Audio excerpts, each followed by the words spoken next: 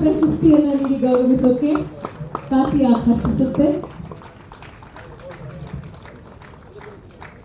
Para ಕ್ರೀಡಾ ಜಗತ್ತಿಗೆ ಅವರ ಸಾಧನೆಗಳು ಮತ್ತು ಅವರ ಕೊಡುಗೆಗಳು ನಿಜಕ್ಕೂ ಎತ್ತರಕ್ಕೆ ನಿಲ್ಲುತ್ತೆ. 1944ರಲ್ಲಿ ಜರ್ಮನಿಯಲ್ಲಿ ಬರ್ಲಿನ್ನಲ್ಲಿ ನಡೆದಂತಹ 1ನೇ ಅಂತಾರಾಷ್ಟ್ರೀಯ ಪ್ಯಾರಾ ಒಲಿಂಪಿಕ್ ಅಥ್ಲೆಟಿಕ್ಸ್ ಸಮಿತಿಯಲ್ಲಿ ಅಥ್ಲೆಟಿಕ್ ವಿಶ್ವ ಚಾಂಪಿಯನ್ಶಿಪ್ನಲ್ಲಿ ಭಾರತವನ್ನು ಪ್ರತಿನಿಧಿಸ್ತಾ ಅವರ ಪ್ಯಾರಾ ಅಥ್ಲೆಟಿಕ್ ಜಗತ್ತಿನಲ್ಲಿ ಅವರ ಪ್ರಯಾಣ ಪ್ರಾರಂಭವಾಗಿ ಎಷ್ಟೋ ಅದ್ಭುತವಾದಂತಹ ಪ್ಯಾರಾ ಒಲಿಂಪಿಕ್ ಕ್ರೀಡಾಕೂಟಗಳಲ್ಲಿ ನಮ್ಮ ಭಾರತಕ್ಕೆ ಚಿನ್ನ, ಕಂಚಿ ಮತ್ತು ಬೆಳ್ಳಿ ಪದಕಗಳನ್ನ ಗಳಿಸಿರ್ತಾರೆ. ಇವರು ನಿಜಕ್ಕೂ ಕೂಡ ಒಂದು ನಮ್ಮ ಕ್ರೀಡಾ ಶಿಖರಕ್ಕೆ, ನಮ್ಮ ಕ್ರೀಡಾ ಜಗತ್ತಿಗೆ ಒಂದು ಆಸ್ತಿ ಅಂತ ಹೇಳ್ಬೋದು. ಅವರಿಗೆ ನಮ್ಮ ಕಾಸಿಯಾ ಕ್ರೀಡಾ ರತ್ನ ಮಾಡಿ ಹುಬ್ಬಳ್ಳಿಗೆ ವರ್ಗಾವಣೆಯಾಗಿ ಗದಗ ತಾಲೂಕಿಗೆ ವರದಿಗಾರರಾಗಿ ಕೆಲಸ ಮಾಡ್ತಾ ಅಲ್ಲಿಂದ ಕನ್ನಡಪ್ರಭ ಸೇರ್ಪಡೆಗೊಂಡು ಮತ್ತೆ ಕಲಬುರಗಿಯಲ್ಲಿ ವರದಿಗಾರರಾಗಿ ಕೆಲಸ ಮಾಡ್ತಾ 10 ವರ್ಷಗಳ ಕಾಲ ಕನ್ನಡ ಪ್ರಭಾದಲ್ಲಿ ಇದ್ರು. ಬೆಂಗಳೂರಿಗೆ ವರ್ಗವಾದ ನಂತರ ವಿಜಯ ಕರ್ನಾಟಕದಲ್ಲಿ ಕೆಲಸ ಮಾಡಿ ಅಲ್ಲಿ ವರದಿಗಾರರಾಗಿ ಕೆಲಸ ಮಾಡ್ತಾ ಕೆಲಕಾಲ ಅವರು ಕಾರ್ಯ ನಿರ್ವಾಹಕ ಸಂಪಾದಕರಾಗೂ ಸಹ ಕೆಲಸ ಮಾಡಿದ್ದಾರೆ. ಈಗಲೂ ಸಂಪಾದಕೀಯ ಮತ್ತು ವಿದ್ಯುತ್ಗೆ ವಿಶೇಷ ಲೇಖನಗಳನ್ನ ಬರಿತಾ ಬಂದಿದ್ದಾರೆ. ಅವರು ಕರೆಂಟ್ ಮಾತು ಎನ್ನುವಂತಹ ಒಂದು ಪುಸ್ತಕವನ್ನ ಸಹ ಬರೆದಿದ್ದಾರೆ. ನಿಜಕ್ಕೂ ಕೂಡ ವಿದ್ಯುತ್ ಕ್ಷೇತ್ರದಲ್ಲಿ ಅವರು ಲೇಖನ ಕ್ಷೇತ್ರದಲ್ಲಿ ನೀಡುತ್ತಿರುವಂತಹ ಕೊಡುಗೆ ಅಪಾರವಾದದ್ದು. ಒಂದು ಜೋರಾದ ಚಪ್ಪಾಳೆ ಬರಲಿ. HR ಶ್ರೀಶಾ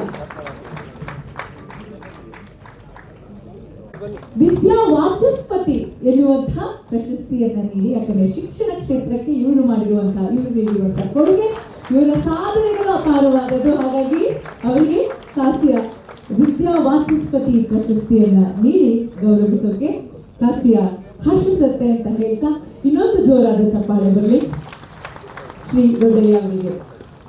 ಮುಂದೆ ವೇದಿಕೆ ಮೇಲೆ ಆಹ್ವಾನಿಸ್ತಾ ಇದ್ದೇನೆ ಶ್ರೀ ಶರತ್ MS ಅವರನ್ನ, ಹಿರಿಯ ಪತ್ರಕರ್ತರಿಗೆ.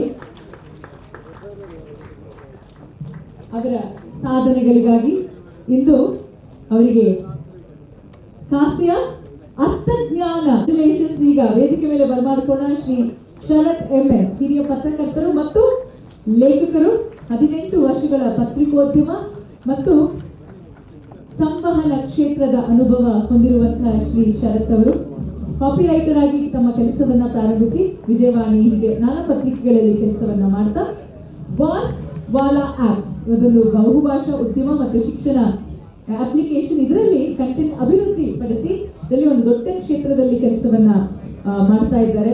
ಭಾರತದ ವಿವಿಧ ಭಾಷೆಗಳಲ್ಲಿ ತಂಡಗಳನ್ನ ಮುನ್ನಡೆಸ್ತಾ ಇದ್ದಾರೆ. ಹಾಗೂ ಅರ್ಥಜ್ಞಾನ ಕ್ಷೇತ್ರ ಯೋಗಪಟುಗಳು 15 ಗಂಟೆಗಳ ಕಾಲ ನಿರಂತರವಾಗಿ 1009 ಸುತ್ತುಗಳ ಸೂರ್ಯ ನಮಸ್ಕಾರಗಳನ್ನ ಮಾಡಿ ವಿಶಿಷ್ಟ ಸಾಧನೆಯನ್ನ ಮಾಡಿರ್ತಾರೆ.